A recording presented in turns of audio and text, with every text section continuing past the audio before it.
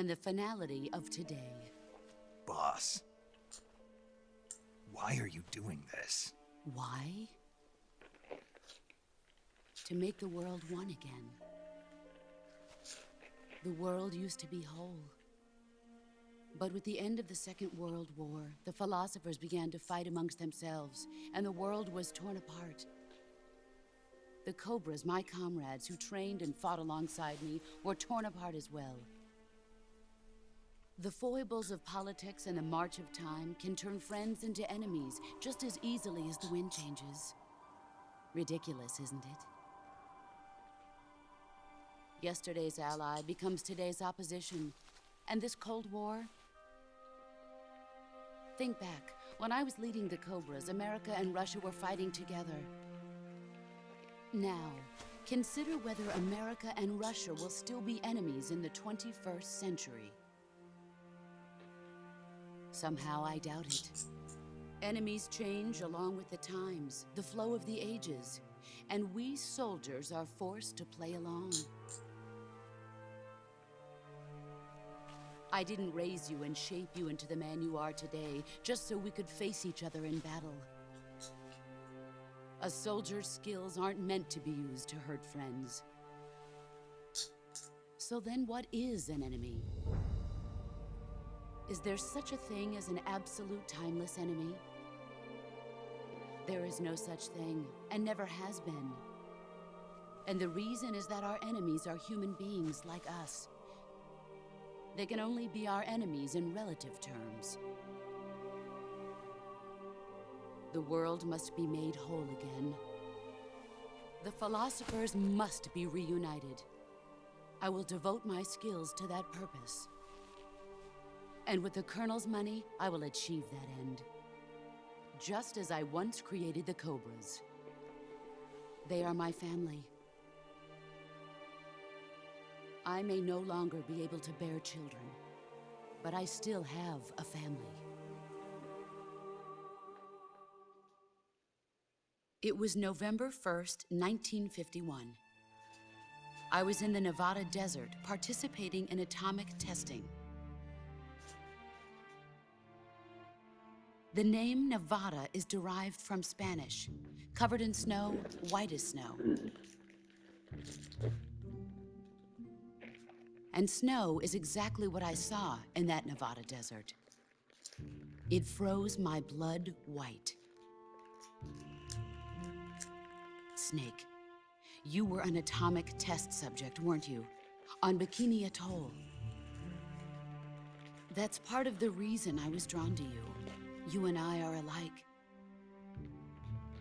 We're both slowly being eaten away by the karma of others. We'll never have the chance to die peacefully of old age.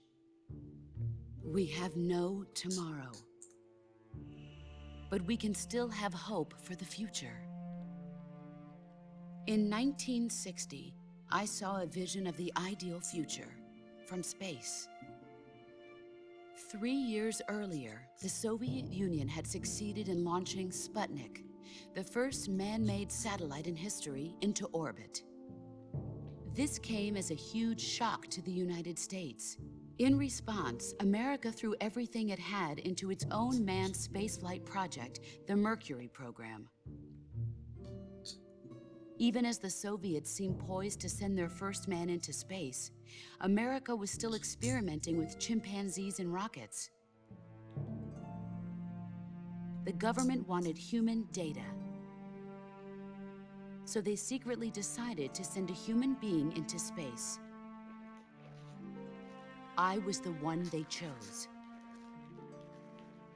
At the time, they didn't have the technology to block out cosmic rays, and whoever they sent up would inevitably be exposed to heavy radiation. That's why they chose me. After all, I'd already been irradiated once. Of course, you won't find any of this in the history books. I could see the planet as it appeared from space. That's when it finally hit me.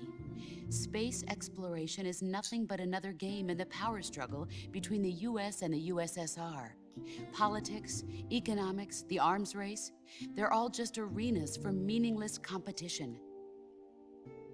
I'm sure you can see that, but the Earth itself has no boundaries.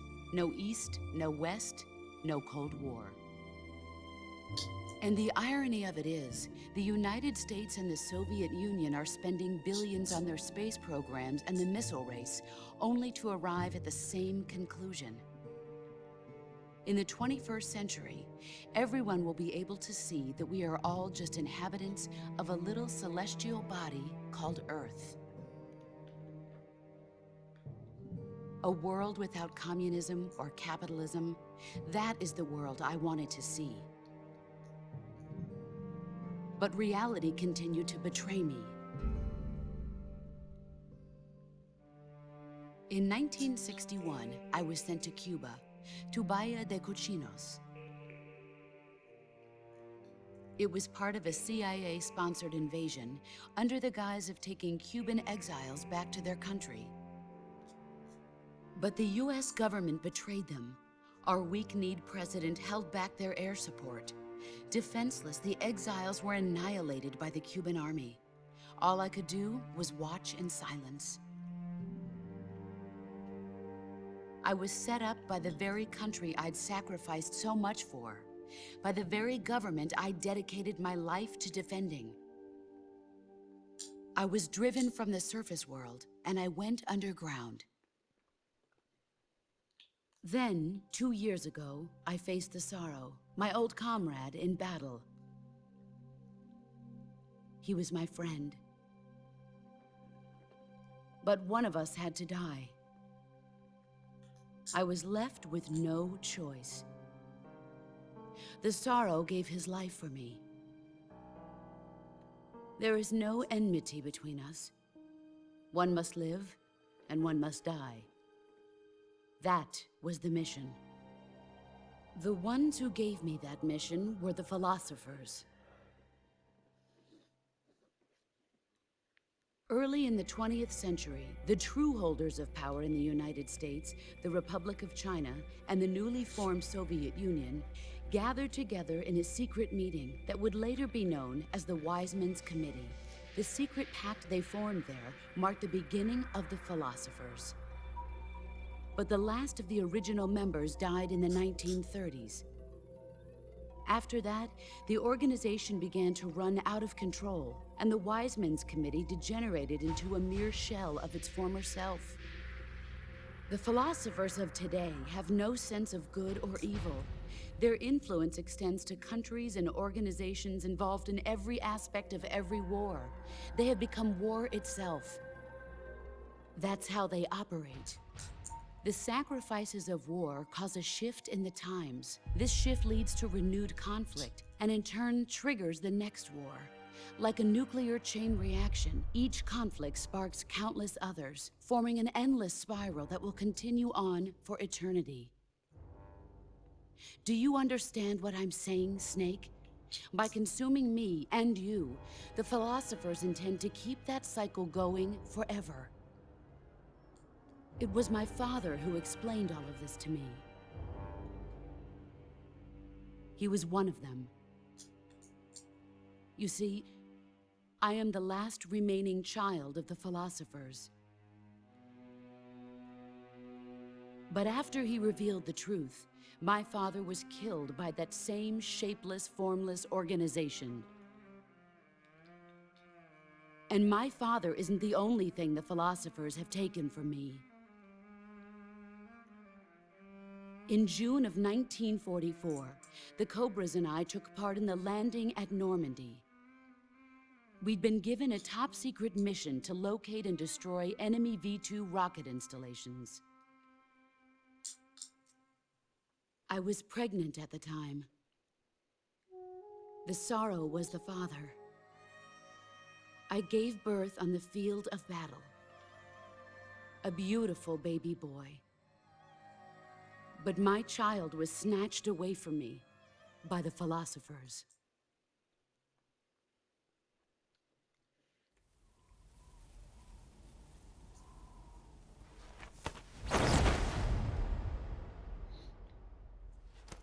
Look at this scar. This is proof that I was once a mother. I gave up my body and my child for my country. There is nothing left inside me now. Nothing at all. No hatred, not even regret. And yet sometimes at night, I can still feel the pain creeping up inside me, slithering through my body like a snake.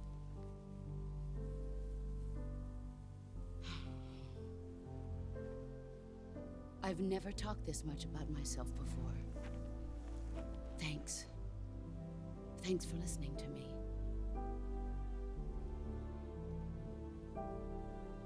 I feel content. Snake, commence the operation. I raised you. I loved you. I've given you weapons, taught you techniques, endowed you with knowledge. There is nothing more for me to give you.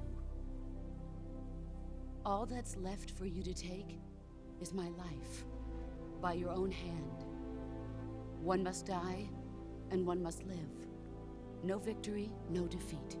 The survivor will carry on the fight. It is our destiny. The one who survives will inherit the title of boss. And the one who inherits the title of boss will face an existence of endless battle. I'll give you 10 minutes.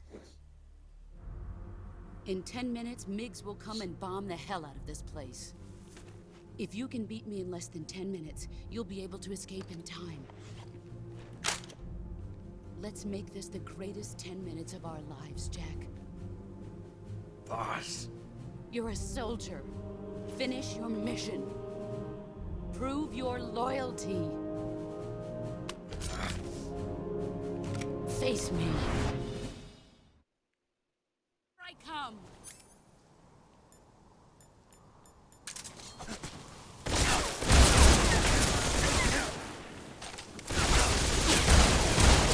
Dodge this.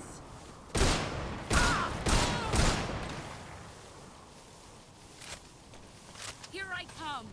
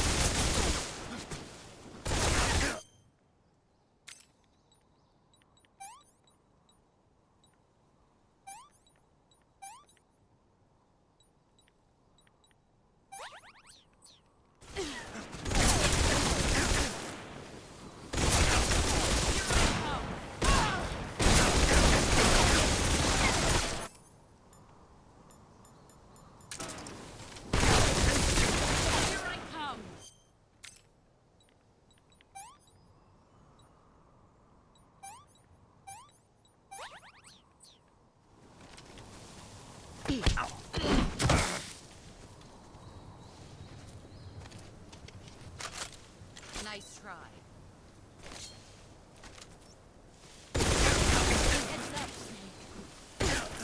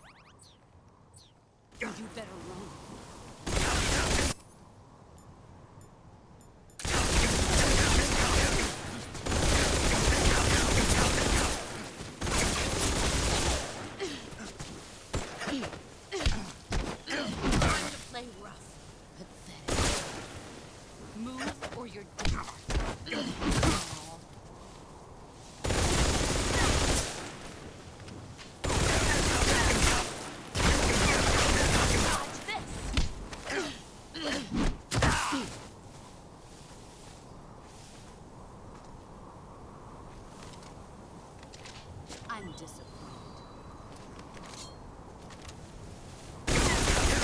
Heads up, Snake. Not the man I thought.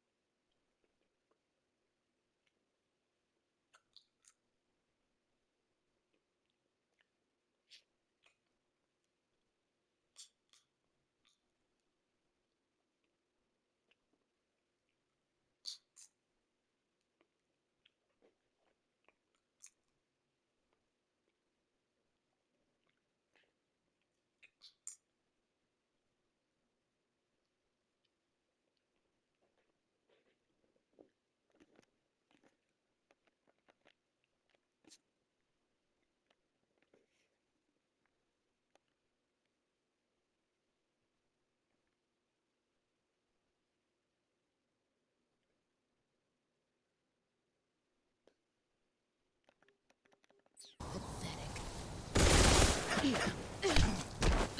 Time to play rough.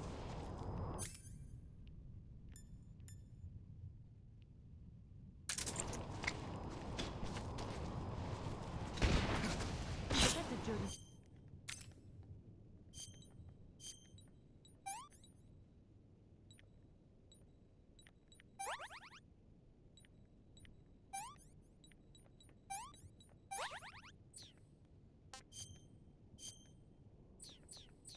Trick? Where did you...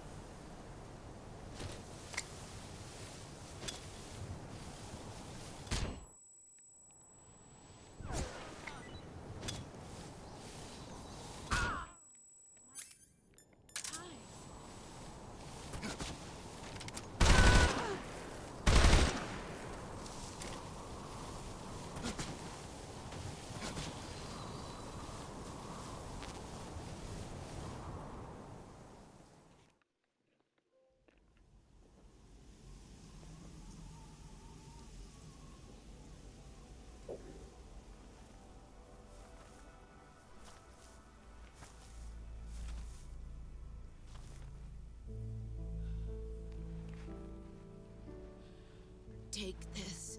Keep it safe.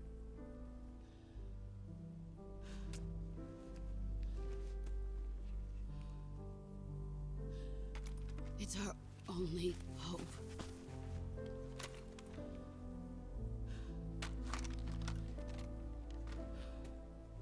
A patriot?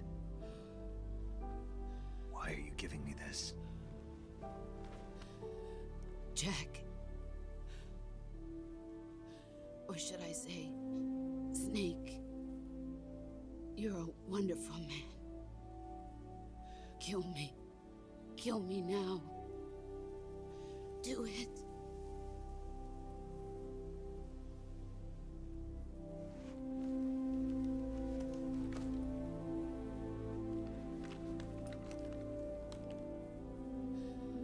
There's only room for one boss and one snake.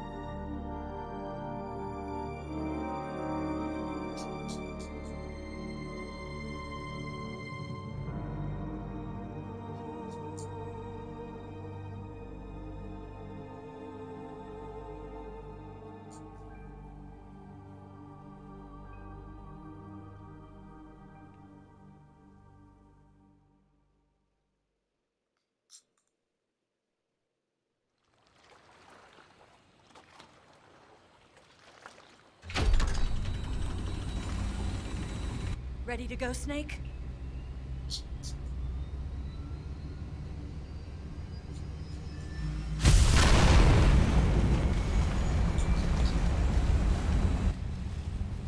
Are you okay?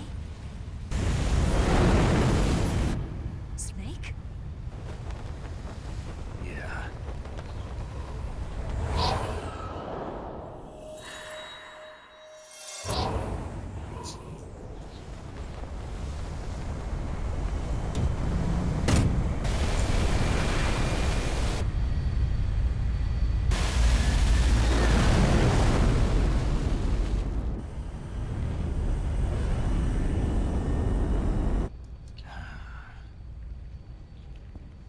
I told you you could trust me.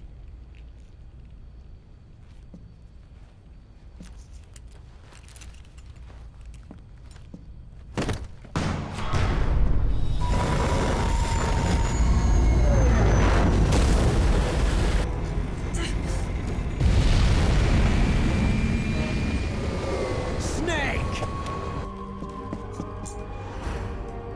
Ocelot! We're not done yet.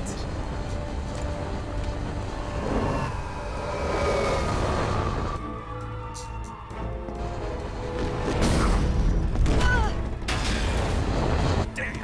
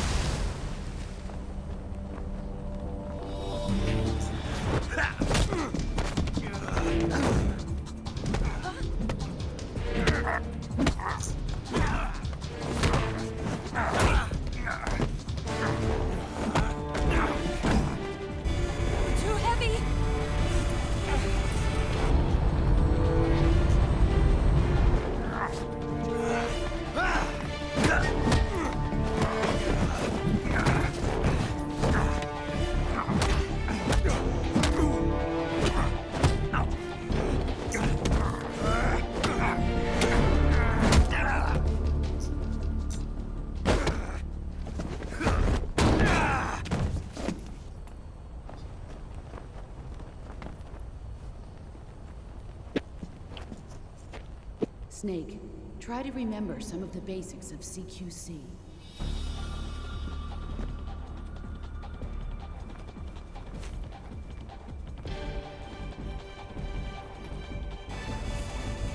Not good!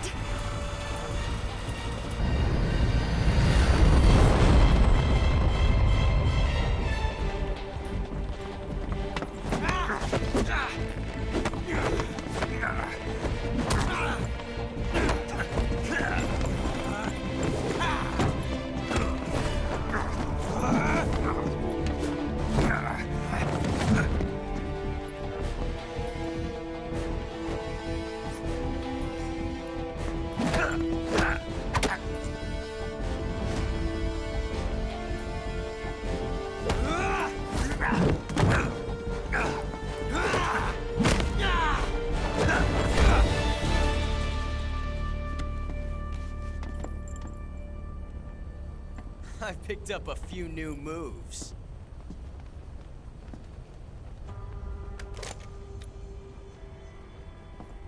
Huh. It doesn't feel right to shoot an unarmed man. But I'll get over it. Eva!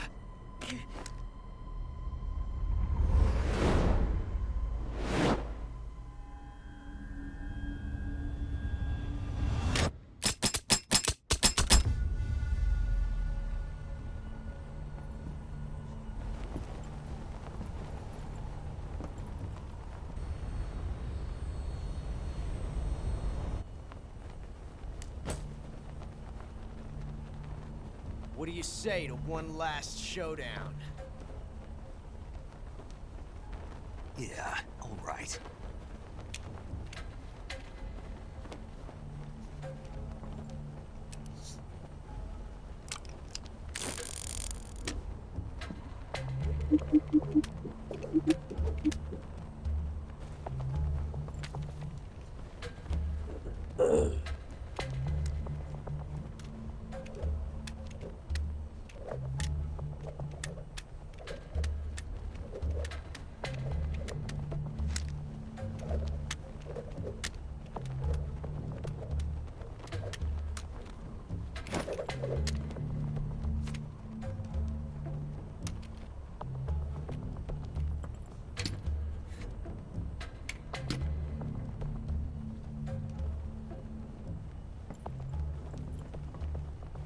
What's your name?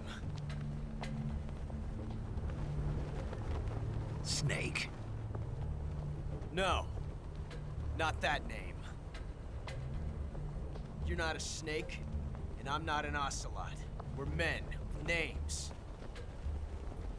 My name is Adamska. What's yours? John. Very well, John. Plain name. But I won't forget it.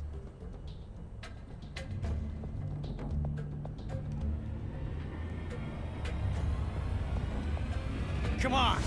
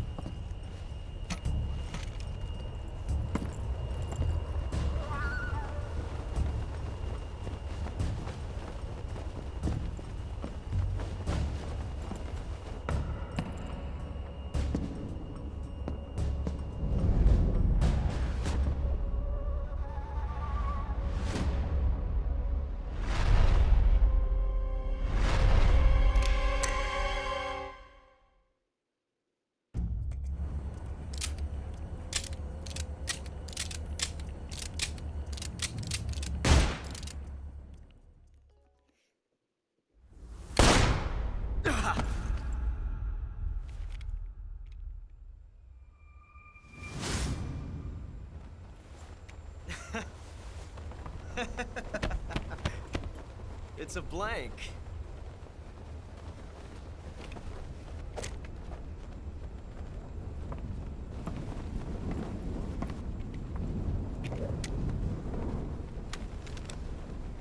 That was fun. Until we meet again, John.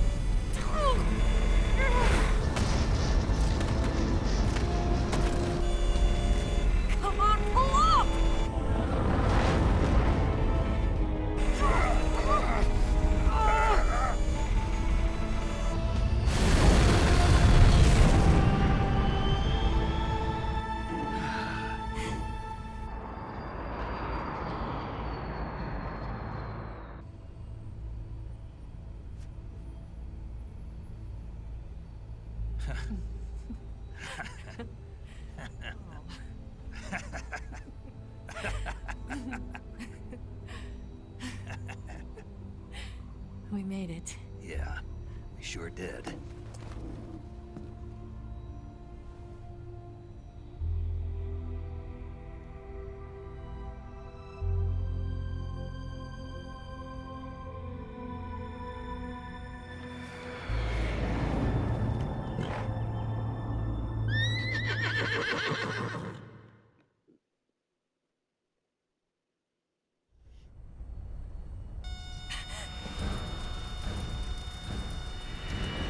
Oh no, Migs!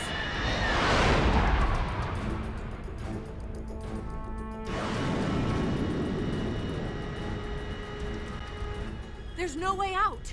What are we gonna do? We've come too far to let them stop us now. Those things have got to be armed. It's no use. There's no way we can outmaneuver them.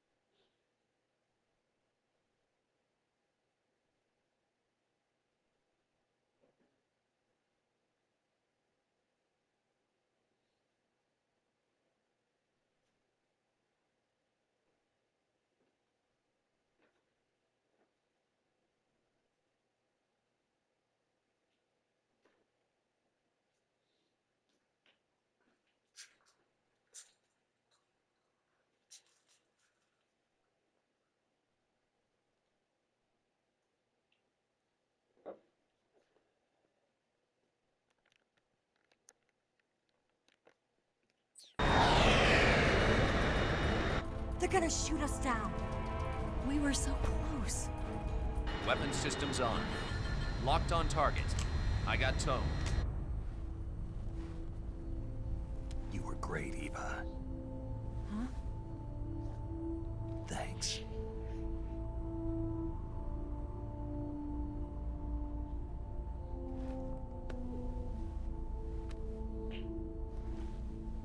Oak 19, this is Control. Stand by for a direct order from the chairman.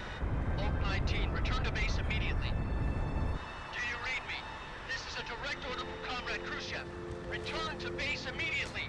Oak 19, do you copy? Understood. Aborting mission. RTB.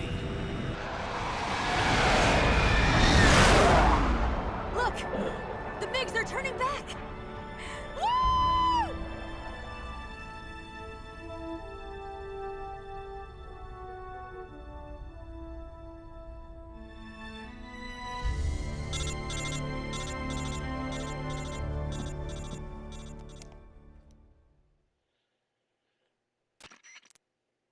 Well done, Snake. The MiG's disengaged. Most likely under orders from Khrushchev. Is this his way of helping us? Who knows? Maybe he didn't want things to get messier than they already are. Or maybe he just wanted us to owe him one. The important thing is, you made it out alive. As long as Khrushchev is with us, I don't think they'll be coming after you. It should be smooth sailing all the way to Alaska. I'm sending someone out to Galena Base to meet you. To meet me? The DCI and the President himself are waiting at Langley. Don't keep them waiting.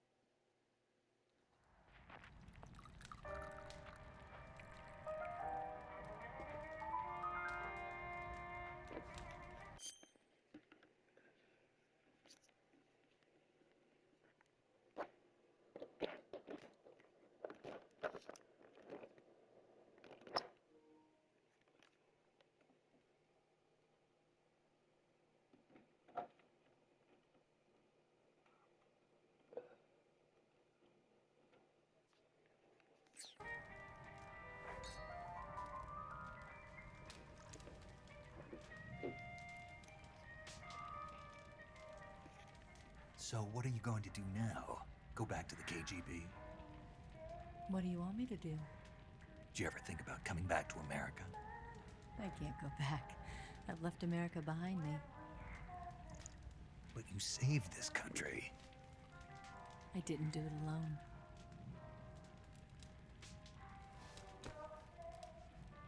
And I still owe you a dinner.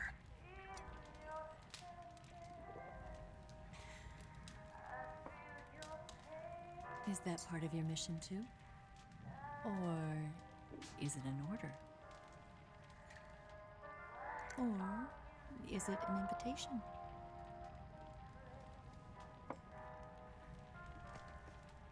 Or a proposal? I don't take orders from anyone now.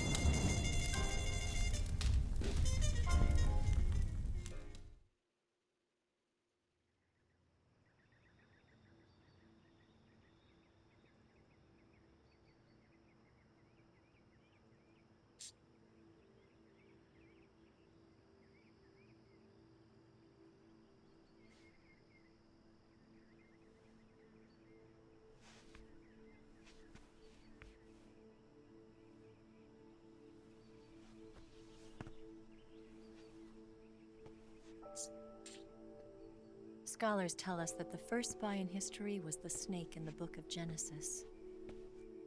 In that story, it was Eve who was tempted by the snake in the Garden of Eden. But this time around, it was I who tempted the snake and got away with the forbidden fruit of knowledge. Forgive me, Snake.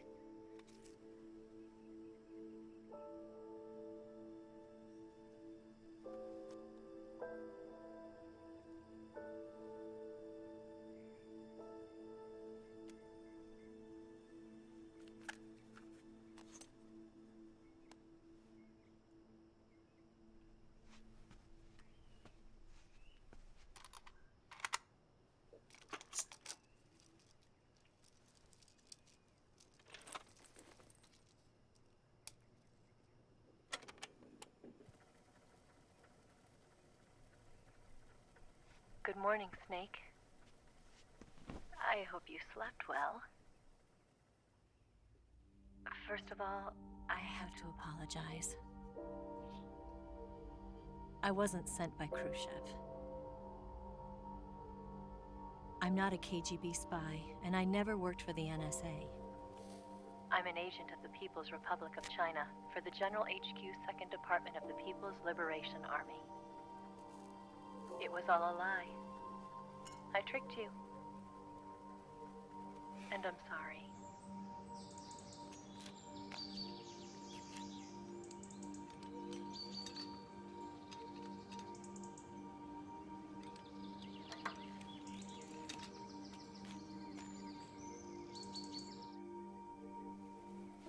The philosophers still exist in China, too. You see, my mission was to find out where Volgan was hiding the philosopher's legacy and steal it. So I infiltrated his base as a KGB spy. The two NSA codebreakers who defected in 1960 were actually both men. The real Adam never showed up at the meeting place, saving me the trouble of having to eliminate him. I sneaked in by pretending I was Eva. And you and Sokolov and Volgan, you all believed me.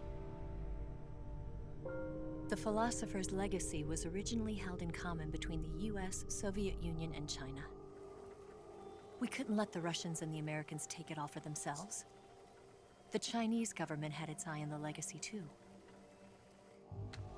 I got the film containing the legacy, and also the nuclear missile launch data from the Shagohod.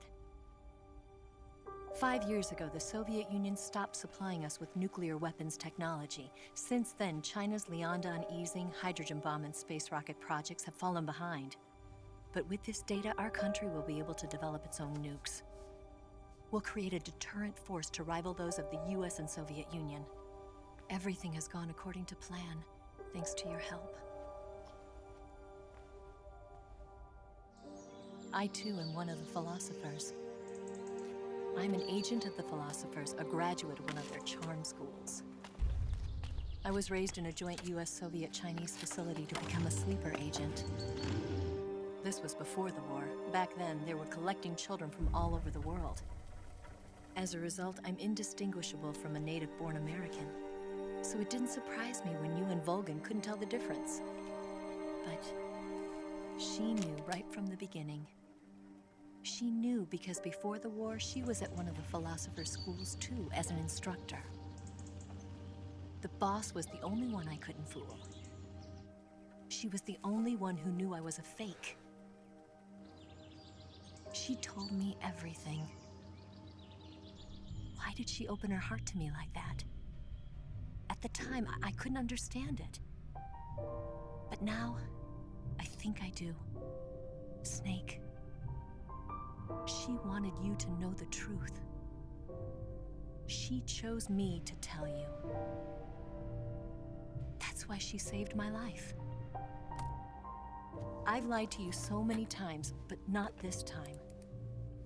My orders from the government were to obtain the legacy and to eliminate everyone who knew the truth about what happened. In other words, I'm supposed to kill you.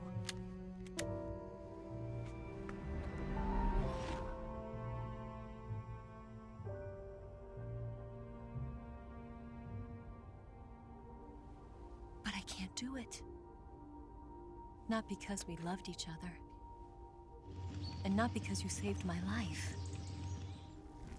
But because I made a promise to the boss. And I intend to keep it. I just wanted you to know. And you have to live.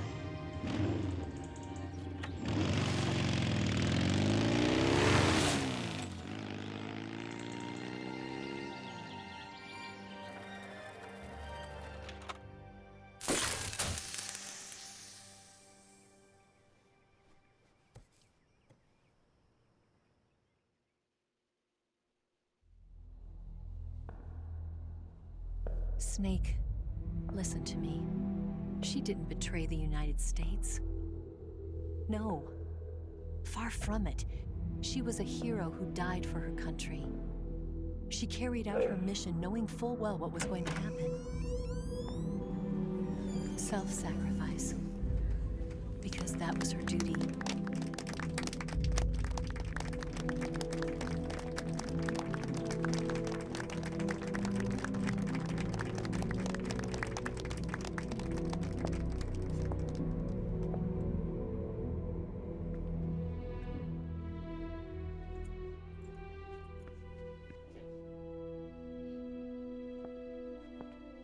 You are above even the boss. I hereby award you the title of Big Boss.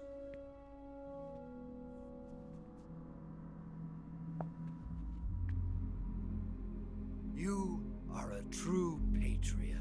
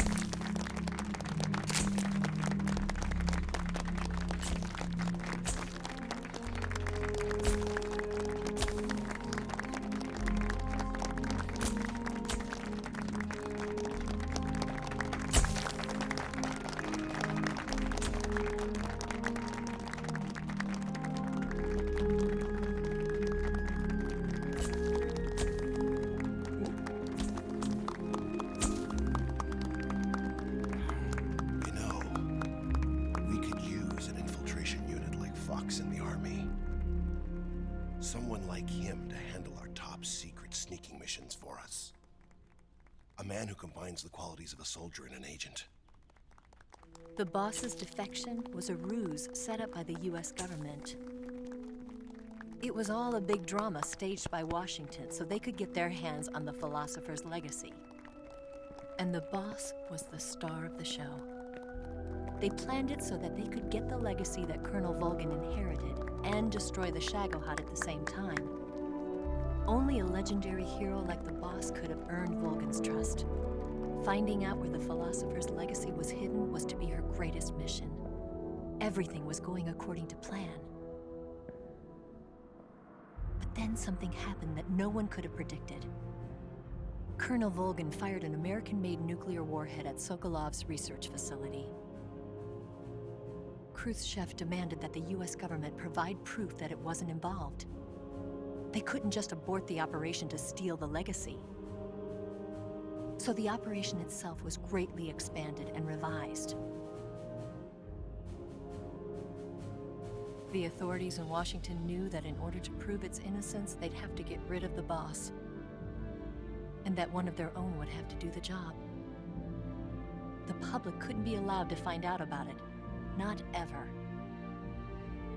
This, they concluded, would be the best way to keep the whole thing under wraps.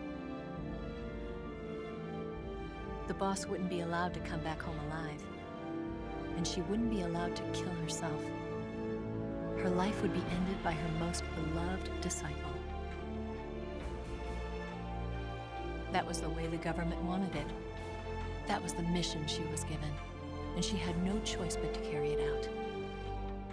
Her death at your hands was a duty she had to fulfill. Out of duty, she turned her back on her own comrades. A lesser woman would have been crushed by such a burden. The taint of disgrace will follow her to her grave. Future generations will revile her. In America as a despicable traitor with no sense of honor. And in Russia as a monster who unleashed a nuclear catastrophe. She will go down in official history as a war criminal. And no one will ever understand her. That was her final mission. And like a true soldier, she saw it through to the end. But I think she wanted you, of all people, to know the truth. She wanted to live on in your memory. Not as a soldier, but as a woman. But she was forbidden to tell you herself. And that's why she told me. Snake, history will never know what she did. No one will ever learn the truth. Her story, her debriefing, will endure only in your heart.